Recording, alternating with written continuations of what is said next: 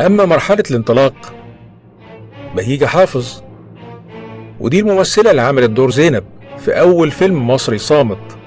ما اكتفتش بكده، إنما قامت بتأليف موسيقى تصويرية خصيصا للفيلم، وساعدها على كده دراستها للموسيقى في مصر وبعدين في باريس. وقامت الشركة المنتجة للفيلم بطبع الموسيقى دي على اسطوانات يشغلوها وقت عرض الفيلم في السينما.